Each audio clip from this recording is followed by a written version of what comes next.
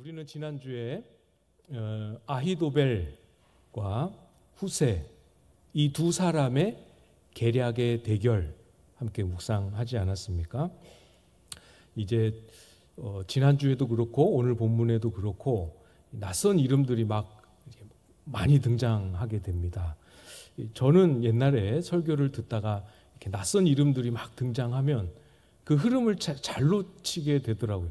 저게 누구지? 저게 누구였더라? 이렇게 하면서 안 헷갈리시도록 제가 최대한 중간중간에 설명을 하면서 하겠지만 잘 집중하시고 누군가 잘 모르겠다 하시더라도 저처럼 그렇게 걱정하지 마시고 말씀 잘 주목하시면 좋을 것 같습니다. 외형상으로는 아히도벨 당대 최고의 모략가 그리고 후세 다윗의 친구였죠. 이 두 사람의 이 계략의 대결처럼 보이지만 우리는 그 실상을 이미 지난주에 확인했습니다. 어떻게든 다윗의 생명을 빼앗으려고 하는 이 아히도벨의 계략을 우리 하나님께서 후세를 통해서 막으려고 하시는 하나님의 일하십니다. 함께 묵상했죠.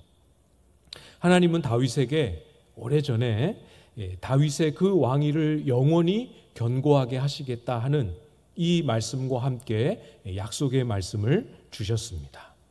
그래서 이 약속의 말씀을 지키시기 위해서 하나님은 다윗을 도우시고 다윗이 예루살렘으로 돌아올 수 있는 길들을 신실하게 펼쳐가고 계시죠. 다윗을 돌아오게 하시지만 이번만큼은 다윗을 통하여 일하지 않으십니다. 주인공인 다윗은 손발이 꽁꽁 묶여 있어요. 아무것도 할 수 없습니다. 그동안 하나님의 부름을 받아서 정말 많은 일들, 많은 전쟁을 훌륭하게 감당했지만 지금 이 순간만큼은 아무것도 할 수 없습니다. 너무 답답하지만 아무것도 할 수 없는 상황을 겪으며 기도만 하는 그런 시간들을 지내고 와본 분들 있으시리라 생각이 됩니다. 아무것도 할 수 없는 상황이라 할지라도 우리는 실망할 필요 없지요. 하나님은 다윗 주변에 수많은 하나님의 사람들을 부르시고 그들을 통하여 일하십니다. 오늘 우리가 본문을 27절부터 읽었습니다. 3절만 읽었지만 어떻게 본문을 봉독해야 될지 제가 굉장히 고민하다가 제일 마지막에 있는 내용만 읽었어요. 사실은 15절부터 전반적으로 이 다윗이 예루살렘을 도피해서 떠나 있는 동안에 어떤 사람들을 통하여 하나님이 어떻게 일하셨는지를 전반적으로 이렇게 본문을 왔다 갔다 하면서 살펴보려고 합니다. 먼저 15절, 16절 말씀입니다. 15절, 16절을 보시면 이에 후세가 사독과 아비아달 두 제사장에게 이르되 아히도벨이 압살롬과 이스라엘 장로들에게 이러이러하게 계략을 세웠고 나도 이러이러하게 계략을 세웠으니 이제 너희는 빨리 사람을 보내 다윗에게 전하기를 오늘 밤에 광야 나루터에서 자지 말고 아무쪼록 건너가소서 하라. 혹시 왕과 그를 따르는 모든 백성이 몰사할까 하노라 하니라. 지난주의 흐름과 이어서 생각을 해보면 아히도벨도 계략을 냈지만 압살롬은 후세의 계략을 더 마음에 들어 했습니다. 그런데 후세의 계략은 시간이 많이 걸리는 온 이스라엘 군대를 동원해야 되기 때문에 시간이 많이 걸렸고 그 속셈은 사실 다윗이 도피할 수 있는 시간을 벌어주기 위함이었지요. 그러니까 후세는 다윗의 의도와 후세 본래의 의도에 맞게 정말 훌륭하게 임무를 수행했습니다. 잘했죠. 그죠? 그런데 후세의 역할은 여기까지입니다. 정말 탁월한 언변을 가지고 있지만 그가 할 수 있는 일은 여기가 끝이에요. 시간을 벌어줄 수 있는 일은 했지만 이 위급한 상황을 이 후세가 답답하다고 해서 본인이 직접 성 밖을 나가 소식을 전하면 이 모든 것이 압살롬에게 들통이 나고 모든 계획은 수포로 돌아가게 됩니다. 답답하지만 후세는 아무것도 할 수 없고, 제사장 사독과 아비아달, 과거에 예루살렘을 도피할 때 언약궤를 들고 가야겠다 하고 들고 다윗을 따라 나섰다가 다윗이 돌아가라 해서 다시 돌아왔던 제사장 사독과 아비아달의 도움을 받게 됩니다. 제사장 사독과 아비아달은 자기의 아들들, 각각의 아들들을 전령으로 준비해서 예루살렘 성 밖에 머물게 준비를 해두었죠. 후세가 그렇게 훌륭한 언변으로 정말 중요한 역할을 감당했지만 후세 혼자서 모든 것을 다 해낼 수는 없습니다. 그렇죠? 후세만이 아니고 우리 모두가 그렇지 않습니까?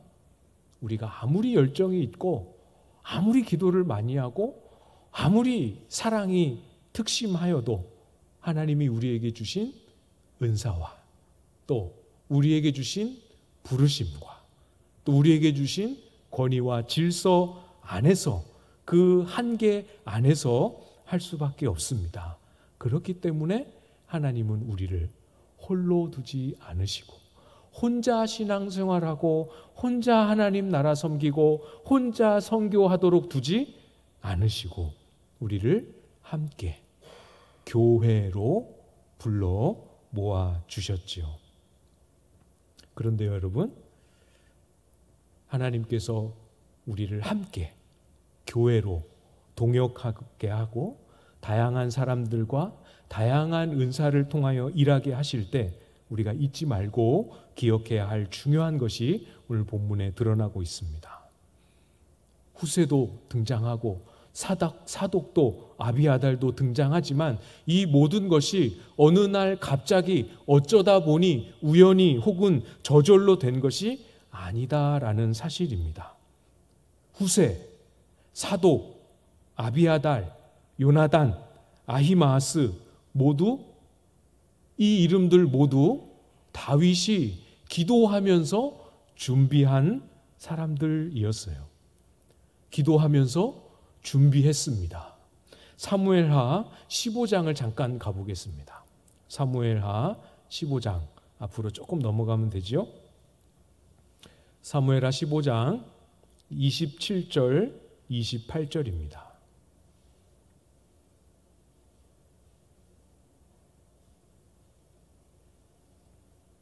사무엘하 15장 27절 28절 제가 읽어드리겠습니다.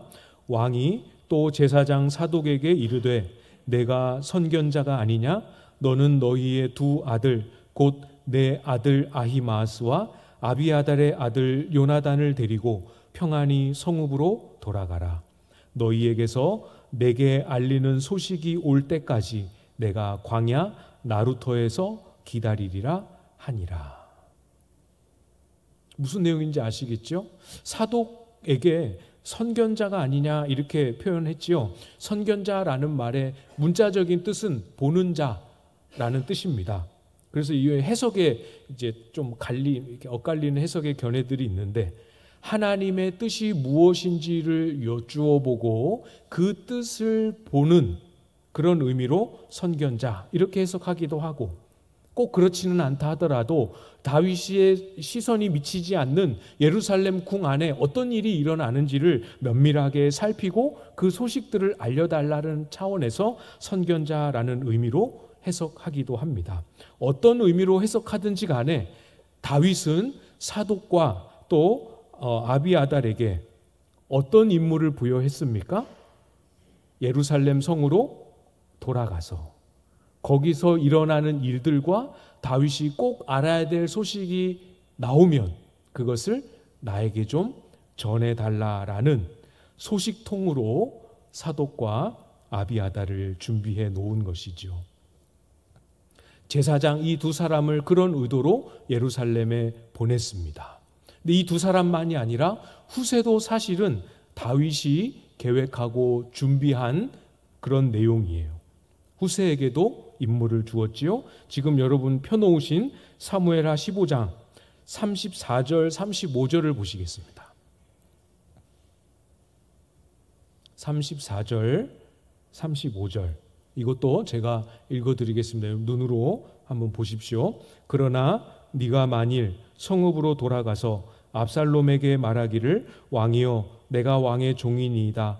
전에는 내가 왕의 아버지의 종이었더니 이제는 내가 왕의 종이니이다 하면 내가 나를 위하여 아히도벨의 모략을 패하게 하리라.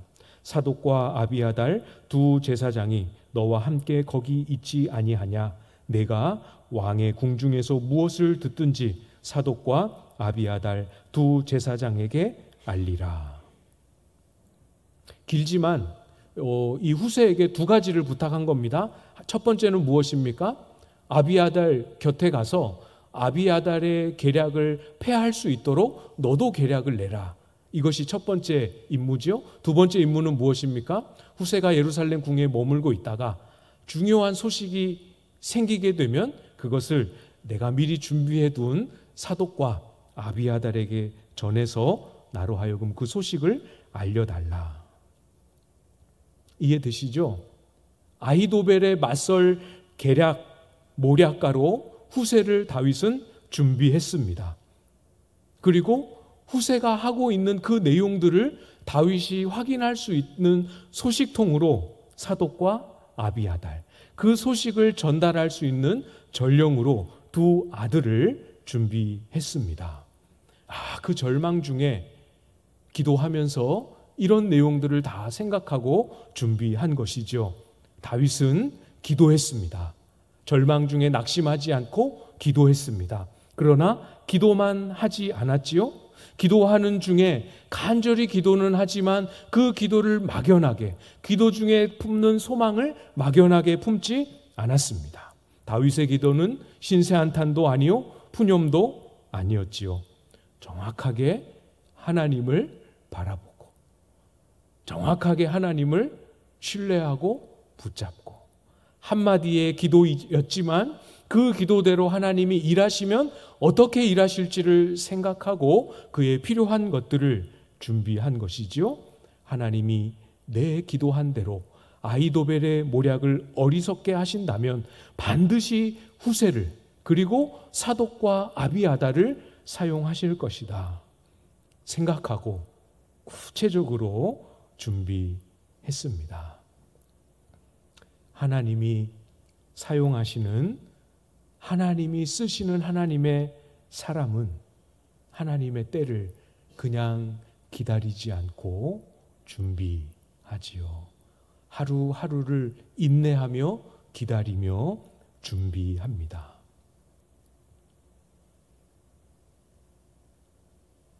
우리 광안제일교회는 균형 있는 선교로 세상을 변혁시킬 사명을 가지고 있습니다. 알고 계시죠? 네. 참 마음에 드는 사명이에요. 이 사명을 위해서 여러분 기도하고 계시죠? 저도 기도하고 있습니다. 아직은 우리가 이 지역 사회 안에서 또 더 넓게 열방을 품으며 많은 역할들을 역동적으로 감당하고 있지는 못하지만 우리 장로님들 주일 낮예배 대표기도 하실 때 꼭 이 부분을 안 빼놓고 기도 중에 꼭 언급하십니다. 주의 깊게 기도 같이 하셨던 분들은 기억이 나실 거예요. 우리 광안제일교회가 이 지역에서, 이 지역 사회에서, 이 지역에 있는 이웃들에게 우리가 교회로서 감당해야 될 섬김을 감당할 수 있게 해달라는 기도 안 빠지고 꼭 해주십니다. 언젠간 하겠지. 아닙니다. 그렇죠? 우리 교회 이렇게 하는 것도 버거운데 그것까지는 안 되지. 그렇지 않습니다.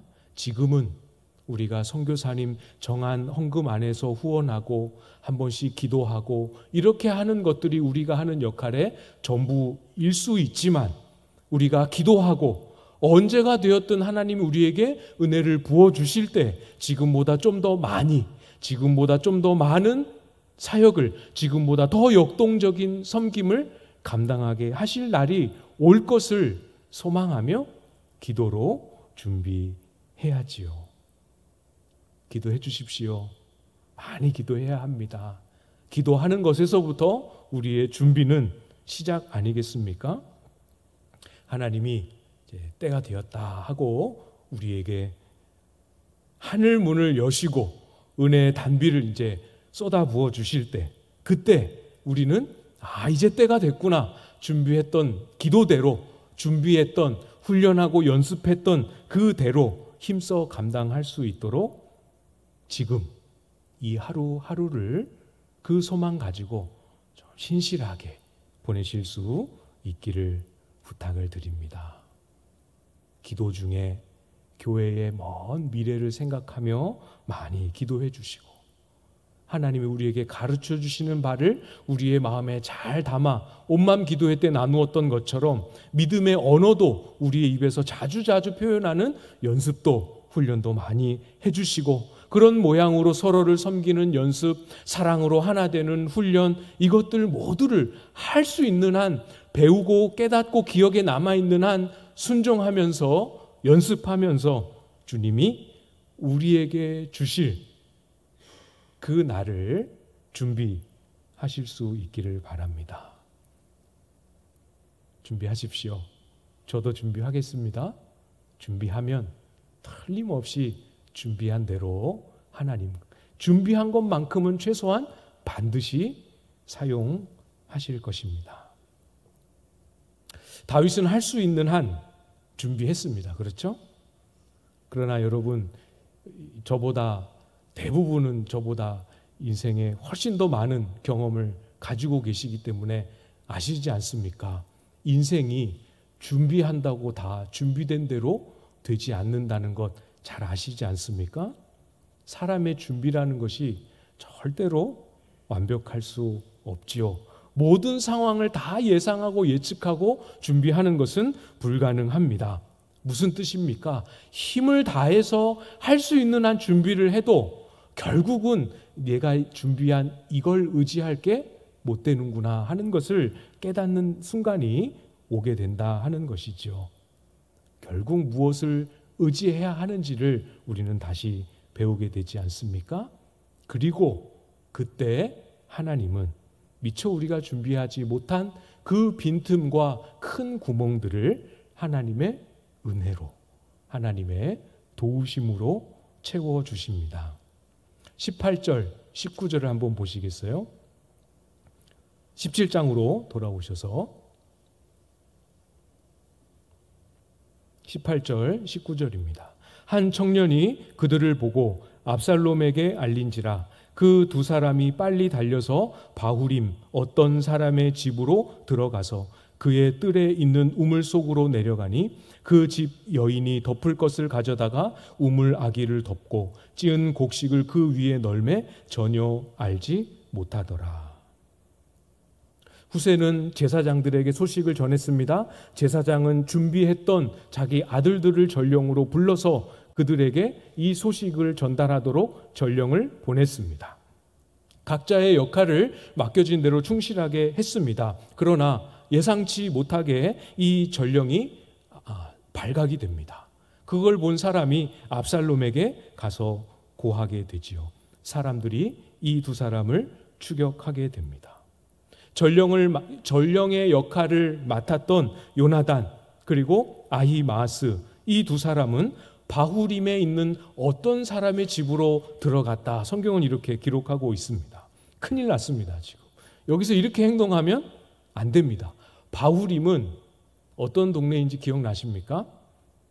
시므이, 다윗을 저주했던 사울의 집안 사람이었던 시므이가 살던 동네였습니다. 시므이 한 사람만 거기 산 게 아니고 그 동네에는 사울 집안 사람들이 많이 모여 살고 있던 지역이었습니다. 잘못 들어가면 오히려 다윗을 어렵게 하고 자기들의 생명도 위태로워질 수 있는 그런 상황입니다. 아마도 알았겠지만 어쩔 수 없어요. 그것저것 따질 수 없이 어디로든 들어가서 몸을 숨겨야 했습니다. 어떻게 합니까? 이럴 때. 이것까지는 예상을 못하지요. 바후림의 이 근처에 왔을 때 위태로운 상황이 생길 수 있으니까 이때 위태로운 상황이 생길 수 있으면 숨으려면 이 집으로 숨어야 된다 하고 그 집까지는 준비할 수 없잖아요. 그렇죠? 준비 못했습니다. 우리의 삶에도 이런 순간들이 얼마나 많습니까? 어떻게 우리에게 일어날 모든 일, 모든 상황을 다 대비하고 준비할 수 있겠어요?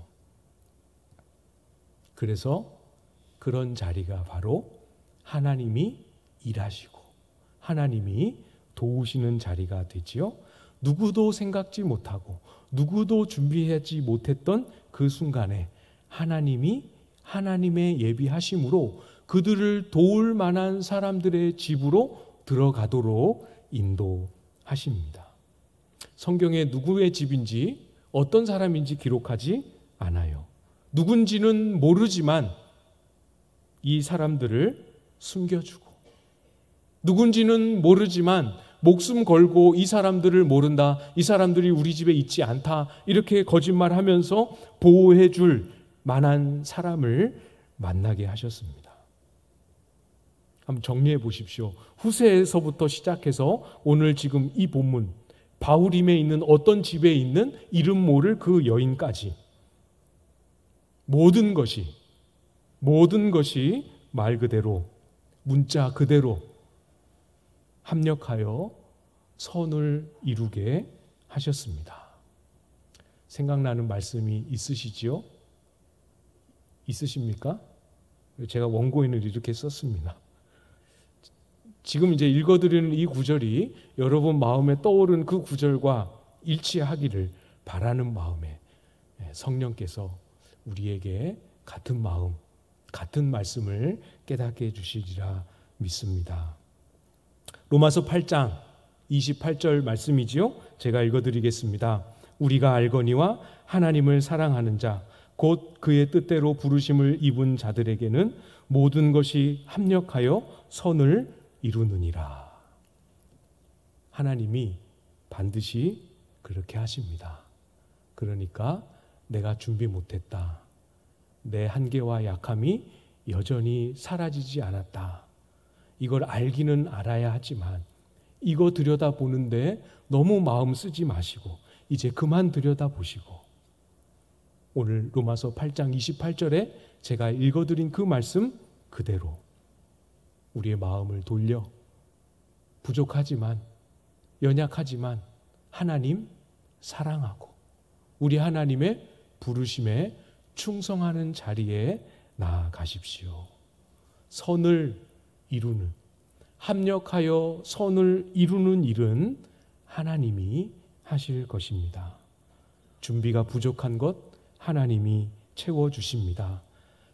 끝까지 하나님이 채워주신다 하셨는데 끝까지 하나님이 안 채워주시는 것 같은, 부족한 대로 계속 그대로 두시는 것 같다면 그것은 그렇게 함으로 더 큰 하나님의 계획을 이루시기를 원하시는 하나님의 큰 그림이 있구나 함을 신뢰하고 나아가면 됩니다. 합력하여 선을 이루는 일은 하나님이 하실 것입니다.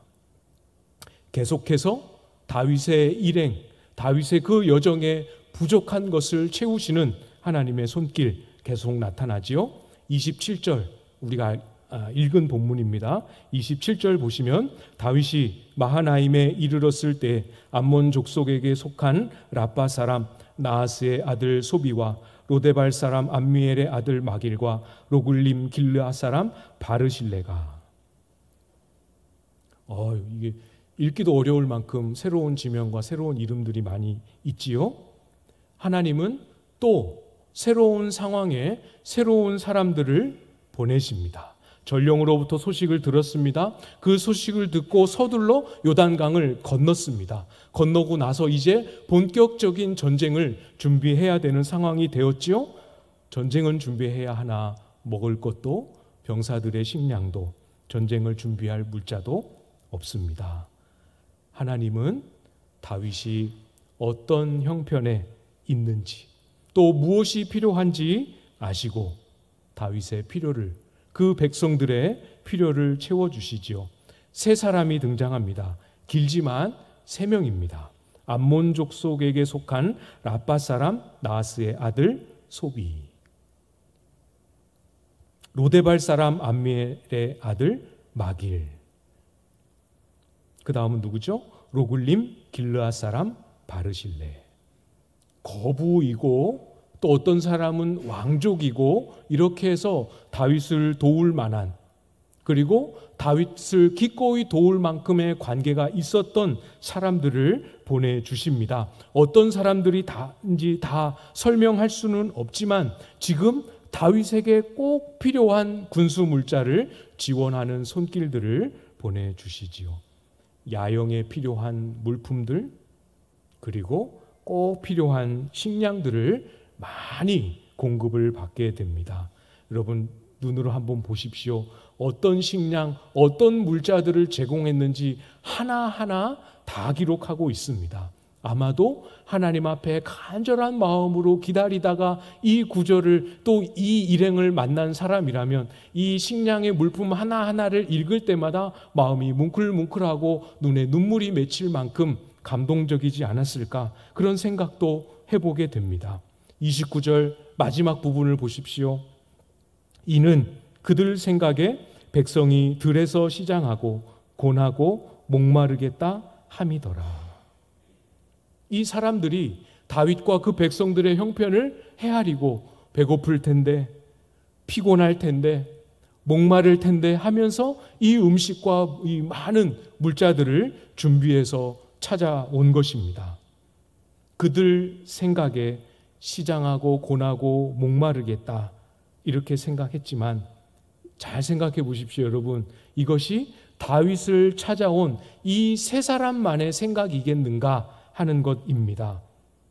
아니겠지요. 이 생각은 하나님의 생각이지요. 하나님께서 다윗의 필요를 아시고 이 하나님의 생각을 그 다윗을 돕는 사람들의 마음에 넣어주신 것입니다. 하나님의 생각도 우리의 약함과 우리의 필요에 다 있으십니다. 모르지 않으십니다. 때때로 우리가 스스로의 믿음을 사용하고 우리가 훈련받고 배운 대로 인내하며 하나님을 신뢰하며 기다리며 감당해야 되기 때문에 곧바로 응답을 주시지 않을 때가 많아서 그렇지, 하나님은 알고 계십니다. 우리의 약함을, 우리의 필요를, 우리의 형편을 알고 계십니다. 그리고 하나님의 때에 하나님의 방법으로 도와주시지요. 누가복음 12장 30절에 이렇게 말씀합니다. 너희 아버지께서는 이런 것이 너희에게 있어야 할 것을 아시느니라. 우리 아버지이십니다. 하나도 빼놓지 않고 우리의 필요와 형편을 알고 계십니다. 마음에 잘 간직하실 수 있으시겠죠? 우리 개인을 아실 뿐만 아니라 우리 하나님은 우리의 교회를 아십니다.